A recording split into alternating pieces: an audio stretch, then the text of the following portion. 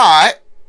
Yes. So today on NewbieVeT, got a special guest. We got my boy, comedian Saseddrik. Man, what's up, J.Paul? NewbieVeT, what's happening? Man, what's going on, man? Welcome back, here bro. again, man. Thank you for having me, brother. Man, I appreciate it, man. Always a pleasure, King. Always a pleasure, man. Always, brother. So, man, you been killing it on the comedy, man. I've been seeing the shows. You've been dropping shows back to back. I ain't been having time to come to it, cause I've been super fucking busy. I understand, man. You know, every time, we make communication, you'll put on my post that, I'll be there, King, and they put the 100 in the arm. He posts the arm with the muscle right there. I ain't never posted the arm. Yeah, 100 and the arm with the muscle. I said, yeah, he's not going to be there. It's two things I see. Every time somebody put the arm with the muscle up there, or they give you the blue thumb like that right there, they ain't coming. That's nigga please. That's what that really means. Nigga please. That's the emojis. I'm not coming. No, man, it's all good. I understand you busy and everything. Too, yeah, man. but So, I be getting invited to like 3-4 shows at a time. Oh yeah, I could just split myself in 4 ways. Yeah, man. They'll be like the Matrix nigga and just come back together after all the shows over with. But it don't work like that though. So man, but how's everything going with you as far as the comedy? Man, I'm blessed, man. I got a couple nice things set up, man. I'm at Icons once a month here. I got shout out Icon, Dwayne and all them. All right, yeah, man, yeah. You got to shout out the whole crew. Dwayne, the whole crew. T-Love, that's his motorcycle name. You got to shout out Baby Boy, my boy Steve. I told him he too old for that name too, nigga. Oh, he too old for what? Baby Boy. We got a new name. You got to find another boy for you to be. Baby Boy is not it. You can't have grandkids and be Baby Boy. Theo, best sound man in the world. Never had no sound hiccups at all, man. Theo the truth. And Big One, Debo. Big One, big dude, man. You don't want no problem with One. Big dude, yeah. Nah, we good. Man, that's a good game, man. Oh yeah, man, good guys, man. I love that too. Real they good all guys. Owners with jobs. Right. Anytime you have an owner of a black club and they don't have no job, something finna come up short. Either the club gonna go through renovations at the beginning of the year, cause they ain't got no liquor license. Somebody money finna come up short. Somebody money finna come up short. That's what you be looking for the promoter at the end of the night. You be like, man, what anybody seen him? Ain't nobody seen him. Cause why you feel like, why do you think a lot of people take shortcuts? But as far as I understand, sometimes the financial, but sometimes people have the finances to do it. They do. I think do the shortcut. No, man, I think you got to realize in the club business, promotions, anytime you throw in a show, it's a gamble. Right. You're putting your money up. You have to have your money first. Put your money up. Right. You may not get all of it back, but a lot of people don't want to build into what they're doing. And they want that money right back that night. Right. And it don't work like that all the time. And that's when they give up and stuff. Oh, yeah. They give up quick. And when they give up, somebody's going to be cut out. Right. So that's why performers, get your deposit up front.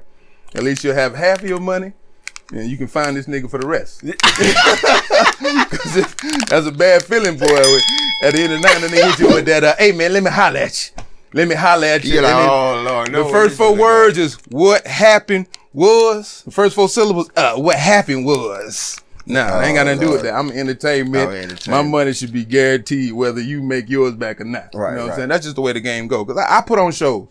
And I know what I promise my performers. I got to make sure I have that.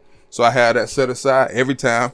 Thank God I ain't ran into no hiccups or no problems. Right. But yeah, man, that's the promotion game, man. People think they're supposed to get all their money back in one time. But if you're building something long term, you may not get it back on this one. You may get it back on the next 2 or 3. Right. You know what I mean? But you got to have the capital up front to do that. Right. And it's hard for people to run all them numbers and run a place too. Right. So yeah, they I done seen a lot of people come short. I had people that still owe me when I first started. Man, when I get paid in 2 weeks, I promise. I got you. Yeah, this 2 weeks and turned to 10 years. 10 years. Yeah, and they still be wanting to speak. Man, why you don't be speaking to me? Nigga, you owe me money. You owe me money 10 years ago, man. Come on, man. And then act like everything, like you got a zero balance. Exactly, man. Nah, and the funniest one of all, man, I had a promoter tell me they couldn't pay me because, tickets didn't get sold. Nobody came to the event, blah, blah, blah. I'm going to have your money in a couple weeks. Then took off 2 weeks later and went to a red carpet at a gospel event. Took pictures and everything. Woo, we in New York at the gospel event, blah, blah, blah. I'm like, look, you owe me money. And then took off on the red carpet at a gospel event. At a gospel event. Come on, man. You know you should have more honesty than that. The gospel event, I can understand if you went to like the rap awards after that. That's a little bit more shiesty. You gospel award. You a Christian. You supposed to be done pay somebody. You done took you my can't owe nobody being a Christian. On the red carpet, dog. That's what got me on the red carpet at the gospel event. Not just bought tickets to it, not just went to it, not just playing all that stuff. On the red carpet at the gospel event and ain't paid me. New dress, everything. I was like, man. But man, hey, I counted all joy, man. I'd have been blessed way beyond that many more times. So right. You just keep that little bit, sister. But I saw your ass at them gospel awards too. Looking fabulous. Looking fabulous. I'm talking about everything done. That what they say, the face, the makeup, hey, face was beat. Face was beat. New dress. I had to pose like this too. Shoulderless dress. Everything. Independent, strong woman. Yeah, she was strong.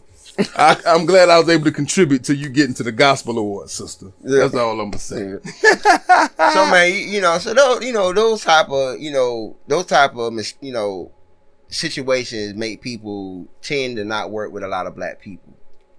You know what I'm saying? Yeah.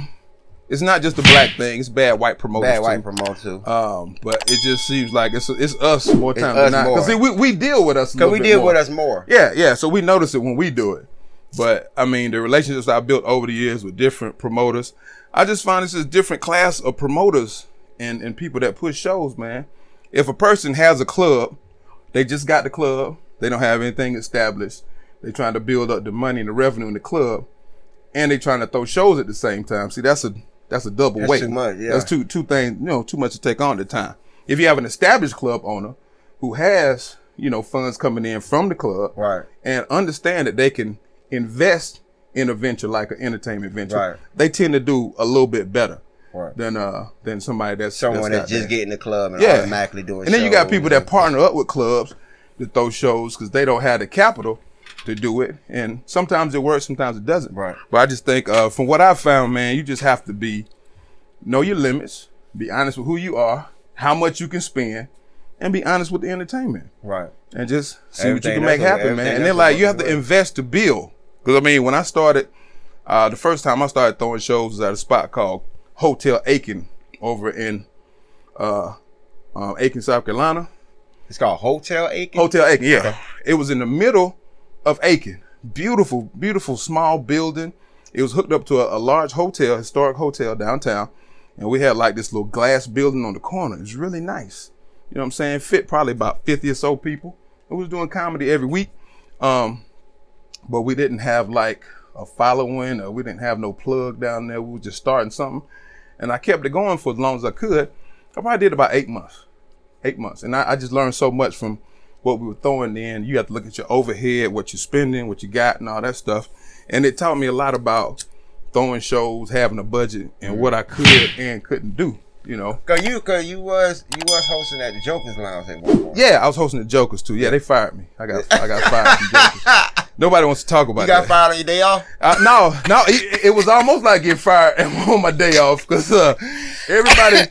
I found out from somebody else that I was getting fired. I was like, nobody told me I was getting fired. Well, at least you got the heads up. You gonna get fired. I got the heads up. Yeah, I got the head, but it wasn't from nobody at Jokers though. And no disrespect to Jokers, man. Right. I love Jokers. They gave me an opportunity to come in there and do my thing, and I had been working with them before they had the comedy club. So they're great people. Right. They just decided they wanted to make a change, and hey, I don't have a problem with you making the change. Just let me know.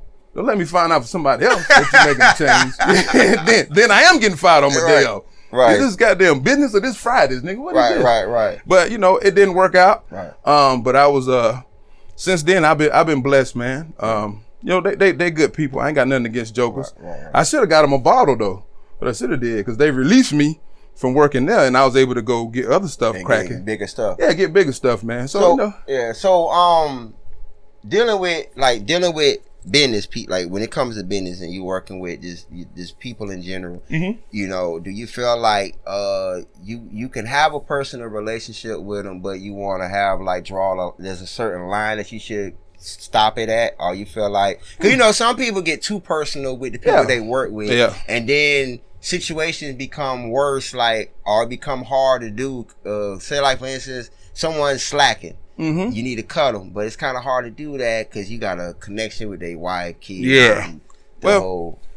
With being a comedian, it's more of a one-on-one relationship anyway. Right. You don't have as many people to deal with, but yeah, it does. I mean, if you're close to the people, because you know, you want to care about the people that you're working with. That makes your relationship better.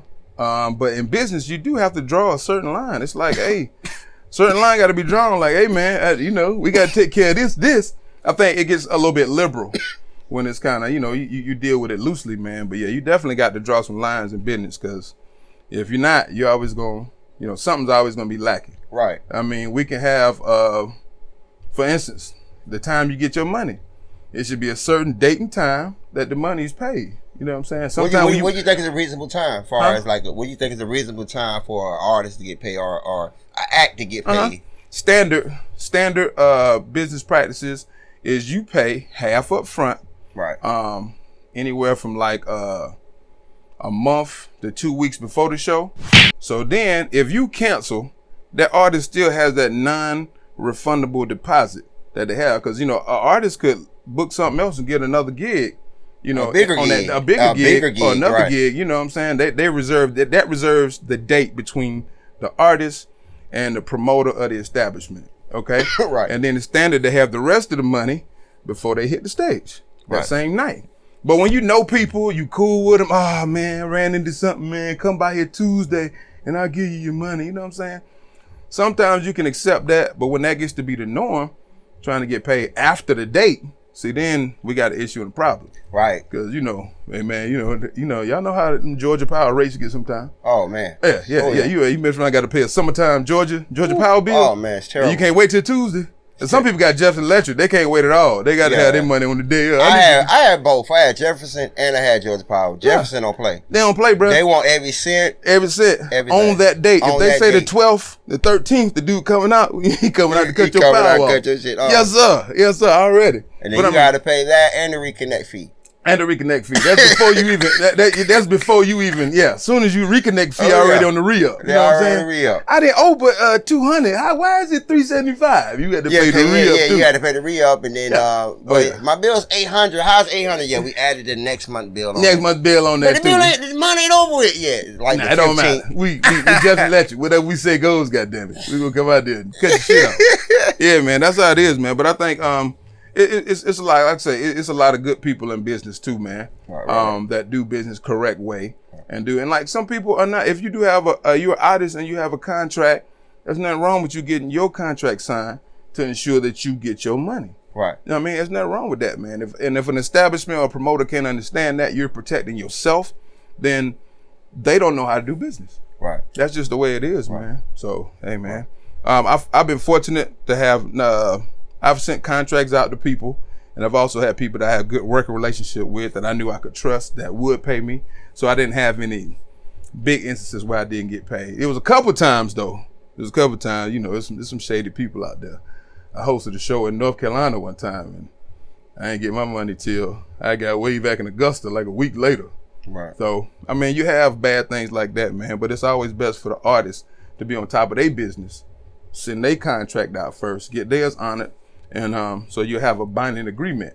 Right. Because if, you know, God forbid something have to go to court, then you have something that protects you, something that's a legally binding document. Right. So, but I try to keep a good work relationship with everybody I work with, man. Right. So we ain't got to get that technical. I ain't got to threaten them, because court costs more than that little money that I be getting. You know what I'm saying? If I have to take somebody to court, I'm going to be mad. Right. You miss around and lose. Don't get it. Yeah, court don't play, man. Court don't play. You don't want it to go that far. Right. But I've been fortunate so far. I hadn't had to take nobody to court tonight. Right. So do you feel like stand-up comedy is like one of the loneliest genres in entertainment, as far as like, you know, as being an independent artist, like independent comedian, you mostly work by yourself. Yeah. Mostly materials by yourself. Yeah. Unless you have somebody writing your jokes or whatever. Yeah, I ain't got that far yet. Yeah. I ain't got that far yet. You know what I'm saying? Oh yeah, it's definitely not good. When you go out there on that stage, you're on the island by yourself. Right. Nobody out there with you. You know, you and the crowd, and you know whatever. No hype man. No hype man. Ain't no too big MC. Ain't no Flavor Flav out there with the rappers. You know what I'm saying? Ain't nobody you can take out there. Right. It ain't like the Migos. You stand on stage, you got Quavo, Offset, and the other one. Nah, it's you by yourself, man. It is lonely, man, and it's but it's also the greatest high, man. It's the greatest feeling to walk out on that stage and absolutely smash it and have everybody on your side. Because all comedians do, we go out there and all we do is we take our opinion or our flavor or our take on something and we twist it and we deliver it to the crowd. Right. You know what I'm saying? And when it's relatable and they feeling it and they rolling with you, it's the greatest feeling in the world. Right. And when you put it out there and it ain't that great, you get them crickets back. Right. Yeah, it's lonely too. Yeah. That's the upside. That's lonely. facts, man. Because also even in the comedy world, like a lot of you got some of your most notable comedians that got big names, but they comedy didn't age well. Nah. Like Chris Rock. Yeah. You know, I consider like, you know, he's a great comic mind to some folks. You know, a lot of people don't agree with his comedy. I'm one of them. I'm not a big fan of his comedy. I'm more of his movies than his comedy. Yeah. You know, but to some people, you know, he's a icon as far as when it comes to comedy. Oh yeah, I think he's terrific, man. Yeah, you know, but it didn't age well. Like you could, you know, only thing that probably aged well that you could put to Chris Rock is Everybody Hates Chris, which was a smash. Which was a smash. Yeah. It's smash. You know, but it was more family oriented, where it had more of a broader range compared to. If you wasn't a real Chris Rock fan, you wouldn't know about New Jack City Pookie. Oh yeah. You wouldn't know about I'ma Get You Sucker. Let me get one real. Let me get one real. One real. Ah, dang. you know what I'm saying? Yeah. So, because a lot of those films, a lot of the youth now, they don't really know a lot of the history of a lot of people. You know what I'm saying? So it's a lot of our legends that got to come back out now just to get rebranded. Yeah. Just for the people to know who the hell they are. Yeah, I mean, I think that's the advent of social media and technology, man. You got to look at when a lot of those things dropped. We were still using VCR tapes back then. You know what I mean? It wasn't like we were still using cassette VCR tapes to watch the movies. Right. We was recording stuff on television. Now the access is so wide that if people wanted to know about that stuff, they could. But those older artists have to kind of rebrand themselves and put themselves back out in this era. That's why you see a lot of them going back on the road. That's why you see a Chris Tucker going back on the road. Right. That's why you see, it's interesting you mentioned Chris Rock and Kevin Hart about to do some stadium tours. They're going to do some stadium dates up north. Right. You know what I'm saying? So they're rebranding themselves. You got to look at it too. Look at Dave Chappelle. Dave Chappelle, the biggest brand. I mean, completely biggest rebranded comeback. himself. The biggest comeback, bro. And he did it all basically on Netflix. Right. Netflix was able to jump it off for him, man. But I mean, those are A-list artists, man. It's a whole different world between the A-list artists. A-tiers, B-tiers. Yeah. And I said, man, Earthquake will be considered a B-tier. Yeah, he's B, but he's very close to A. His very talent close is an to A. His talent is an A. Yeah, but I mean, you got to look at it too. He doesn't have like the movie credits and some of those things like Chris Rock or Mike Epps. Yeah, he had movies, but they wasn't. He had movies, but yeah, they wasn't like big, huge blockbuster movies like Rush Hour and all that. Yeah, he's kept himself working over the years, and he's made himself a staple on stage. You know what I mean? And he is an absolute beast. And that Netflix special, that's like the tip of the iceberg of what he's capable of doing, man. That dude is just so funny, man. He's been phenomenal for. We talk because if we don't see him on a Netflix special or we don't see him on some big mainstream shit, what we don't realize is that these people are still working the country doing shows. You know we don't see him. Like, we don't see him on that big platform. Yeah. He's still going. He's still well respected all over. That's like Cat Williams. Yeah. Come on, man. Cat's a beast, man. Yeah. Still. Cat's a beast. He back on tour and everything. He had some personal issues at one time, and then everybody, once you have personal issues or something bad happened, then everybody want to talk you down or say you ain't who you supposed to be. Right. But he come right back and build his brand right back up. A lot of people be putting Monique down because she had the thing with Netflix and she got into it with boycott and all that. The boycott and all that stuff. She got into it with Lee Daniels, Oprah, and TylerPerry. Those are powerful ass people though. Yeah, you definitely. Yeah, you gonna sit down for a little bit. Yeah, them ain't the people you want to fuck with, Monique. You know, you Lee Daniels, TylerPerry, and Oprah. You got them like the black super friends. Them like the black. They like the black Infinity Stones of entertainment. That's Wonder Woman. That's Wonder Woman, Batman, and Superman. Yeah, you don't have none of that shit. Oprah the Hulk, nigga. You don't want to. Now them ain't people you want to fuck with, but. I respect what she was trying to do. She had a gripe with him. Yeah. She made it public. Everybody can't do that. Right. You know what I'm saying? It's a nigga working at Walmart right now that hate that shit, but he got to put that vest on with that smiley face on the back and get his ass back to work. You got to get this $12, nigga. Yeah. But you know, I see where Monique's argument was coming from. You know, as an artist, I'm not a comedian, but as far as an artist, you know, we all in the same field as an artist. Exactly. So it's like I see, you know, would you agree to her, her turn too, but you know, I just felt like she could have handled it different. Yeah, definitely, man. I think it was a way around it, man. You definitely don't want to go at them three. Right. You know what I'm saying? Don't go with them three. Yeah, I mean, that's tough. Oprah tough by herself. Yeah, we talking about 3 goddamn moguls, people that know. Don't fuck with them on it. Yeah. Oprah that survived 4 decades. Yeah.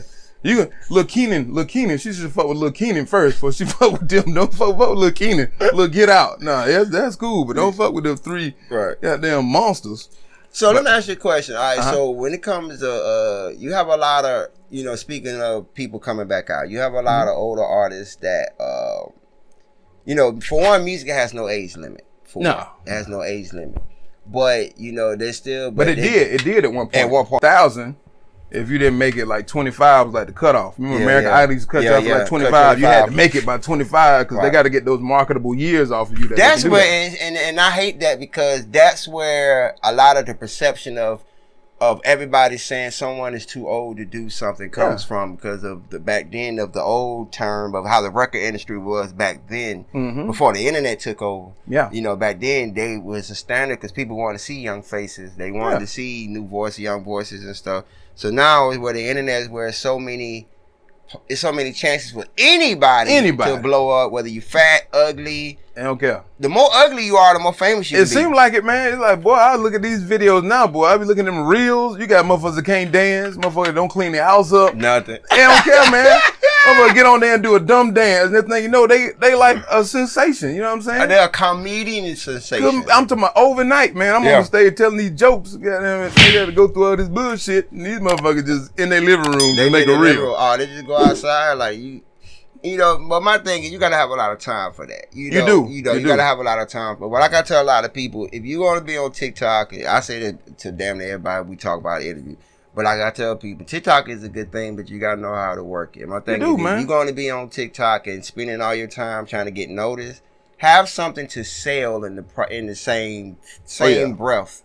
Don't just be on there making a clown or making a fool of yourself. Just for attention, but you're not marketing it to make some money off it. Exactly. You can't go to the next level. These videos and they're not even monetized, man. You got to make sure you get your stuff in position to get money. I got several friends that got their videos monetized and they working and doing stuff. But like I say, the main thing is they have a lot of time to do it. Right. You know what I'm saying? Yeah, you got to have time. You got to have time to do it. I don't got time to be on there making people laugh. Me neither, man. I'm old school. I said I was going to start doing that TikTok and making video stuff, man. But you have to get up and go to work in the morning. You got work, you got kids, you got responsibilities. Responsibilities. You can't just sit around and just wake up and TikTok. Yeah, I got a TikTok idea. Hey, boss, can I clock out to do this TikTok idea right quick? I see niggas now TikToking on their job with their uniforms on. No, it's against regular all in the back on the forklift. Like, hey, man, come on, man. Y'all had to do stuff with the safety vest on and the hard hat. The brand in the back. Brand in the back. That's it, man. That's crazy, man. It's like Walmart. I think it's like Walmart is like one of the forbidden places you rarely see people film at. Oh, yeah. Saying Walmart, they don't play that. They don't play that. Yeah, man. Really, most jobs have in their protocol. Right. You video anything and take a picture, your ass is out of here. Right. So, you got to be careful. We know somebody that got fired on their job for TikTok. For TikToking. That's hilarious, man. Hey, but crazy.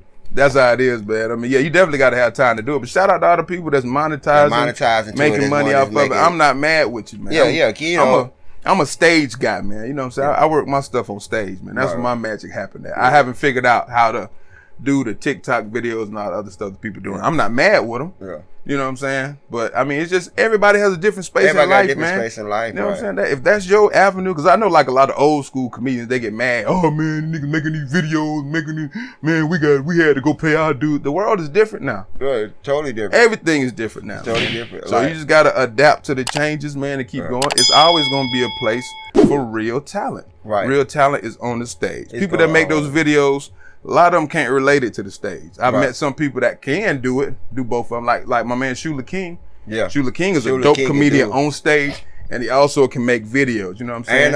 And your boy, what's your boy? Wayne. Country Wayne. Yeah, and you know what? And I actually did shows of Country Wayne in the beginning. Yeah, before where he was working it out, and he wasn't as funny as he is now. Mm-hmm. But he had worked on that. He worked on it. Yeah, and he had a team of people around him that he worked with that really was like aggressive and made sure that he got where he needed to be. So I got much respect for him. He's one of the top content creators in the world. Right. Constantly putting out videos. People say what they want to. Oh, Country Wayne ain't shit. He ain't funny. But guess what you did? You watched him.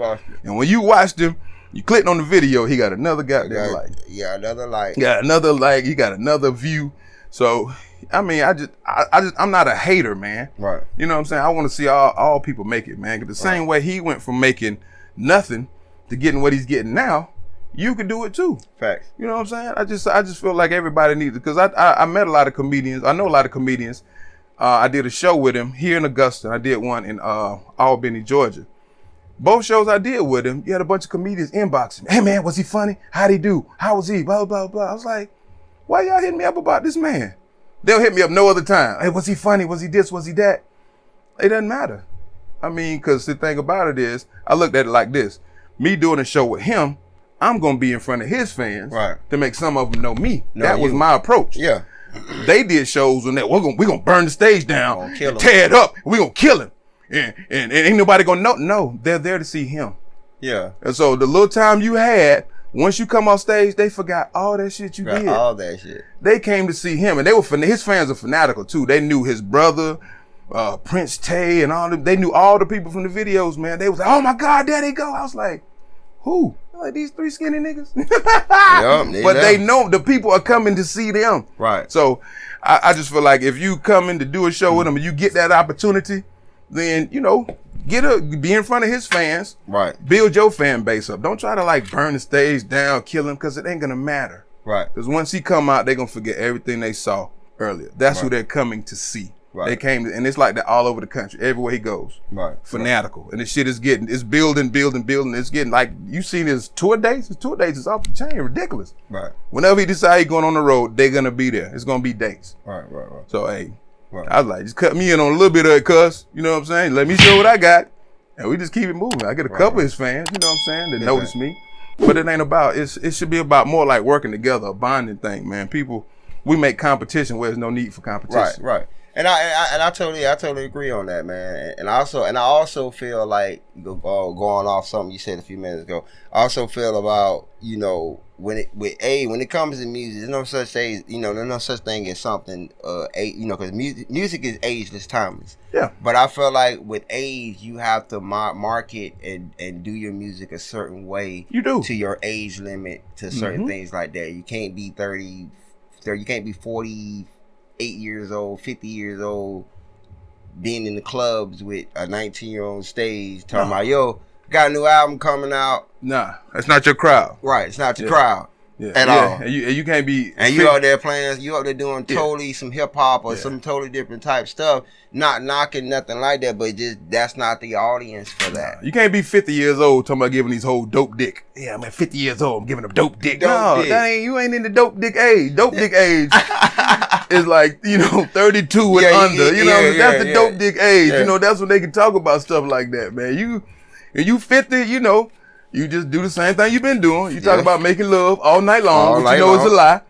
And you do stuff. Yeah, I mean, everybody got to find their niche or they thing, man, because you got a lot of those guys now going over into Southern Soul. That Southern Soul market is getting big. A lot of people going into that. A lot of old R&B artists going into Southern Soul because it's a bigger genre for that type of music. And you wouldn't even imagine that Southern Soul is a big genre. Yeah, because a lot of people don't talk about it. It's not mainstream. It's not nationally recognized. But it's going to be now. Yeah, even more. You see now that they putting the stuff on the Billboard stuff. They got a category now. But the people that pioneered it, dope. Yeah, the people that pioneered it are starting to reap the benefits too, man. Who pioneered it? You know, people like Tucker probably is one of the biggest ones. Tucker, you got DJ Trucker, Calvin Richardson is Southern Soul. Where's Tucker from? Tucker is that's a good question. We'll have to look that up. I'm not certain where he's from. I've heard Tucker. Tucker got some huge. He got some huge hits, man. They play them songs, man. People dance all night. They go crazy over them, man. So old buddy, Anybody lonely? That guy is Southern Soul. He's Southern Soul. Yeah, too, right? Sir Charles is Southern Soul, but he's been R&B before too. So he's had some R&B hits, and then he. I'm thinking about Sir Charles. All his songs sounded like anybody lonely. What's up? It's Friday. That's on man. Hey, it's the groove. It's the groove, man. And then like they hit that guy them. That little bass line and beat is synonymous with Southern Soul. Yeah, that's it. Even like Nelson Curry been doing Southern Soul for a while with the Sugar Shack. Yeah. He's been doing. It's a lot of Southern Soul artists, man. Vibrato. Yeah. There's a lot of Shout them, out my boy TJ South Star. Oh, TJ South Star Entertainment. Yeah, them boys heavy. Hennessy and all them boys heavy in that, man. They had you in Southern Soul. Hennessy and them, yeah, they heavy in that. But Hennessy ain't really Southern Soul. He's still R&B, but he's going into the Southern Soul. Yeah, but he, it's such a big market, man. Yeah. It's room for. To me, all that stuff is really the same, man. Because if you look at like Southern, when you think about Southern Soul, the sound, the riff, that ain't nothing but like that older stuff like James Brown used to do. It's all blues, and all that stuff is infused, man. Because see, if it wasn't big enough to be like pop, then they would call it something else. Right. Because don't you think about this? Michael Jackson was with the Jackson 5 as a child. Came up and doing solo music. They dubbed him the king of pop. What Motown record did you ever hear that was pop? That was soul R&B. That was R&B. R&B. I don't think he did a pop record when he was with Motown. He did pop records when he left Motown. Why are they pop?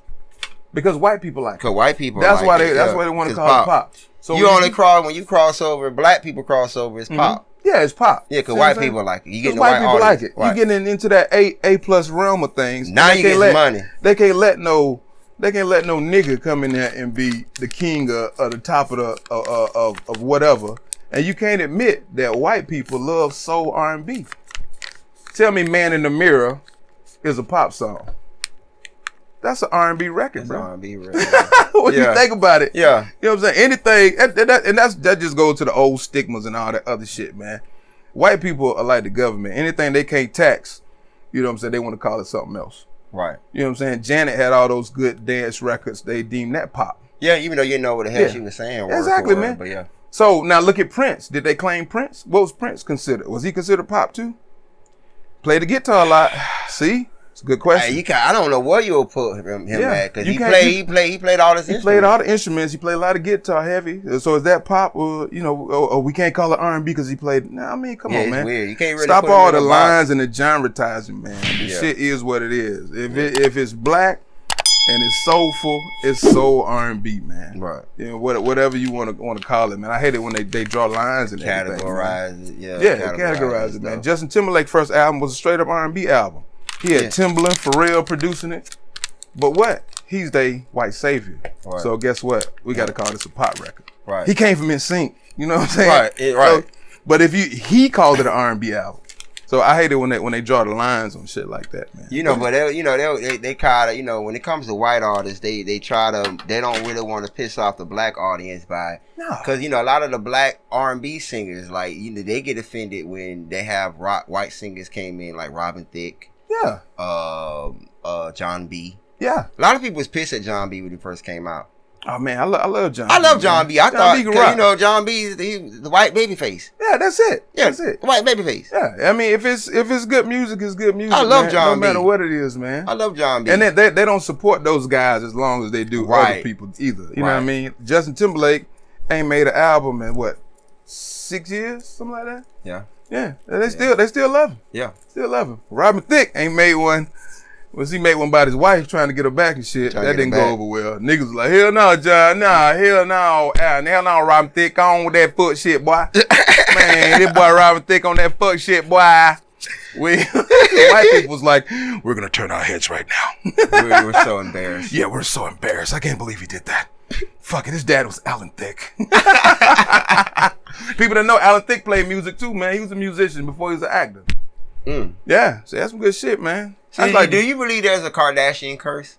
Yes. You really do? I don't know if it's a curse, but I think I got to see it, man. I got to see the Kardashian anatomy of the pee hole, because it's something that it's doing to these niggas. I'm telling you. Soon as they hit that Kardashian pee hole, boy, I'm talking about it's running them crazy. That's like the Erykah Badu thing. Everybody hit Erykah Badu, they changed. Oh yeah, they changed now. She definitely Erykah. I would like to see hers too. They need to put that in the Smithsonian because she had babies by what, 4 rappers? 4 rappers. Oh, them niggas changed immediately Crazy after that. hell, yeah, they got crazy after that. Andre 3000. Andre, man, fuck this shit. I don't want to touch that mic no more, nigga. I'm good. Hey man, you might be one of the greatest of all time. You want to do another record? Man. I'm gonna jam some like Prince and do some Hey Y'all, and then that's gonna be it. That's crazy, man. Yeah, the Kardashian stuff. It's boy, it ran them up the wall, man. Yeah, they got except Tristan Thompson. He made it out. He's still cheating on the girl. Yeah. He about the only one that made it. He just a nigga that wants some pussy. Kanye's Kanye. Oh, Kanye, yeah, man. I just watched a documentary too, man. Man, that's tough, man. It just showed you, man, how powerful this dude willpower was at the beginning of his career, man. He wouldn't take no for an answer. He knew how he wanted to do stuff.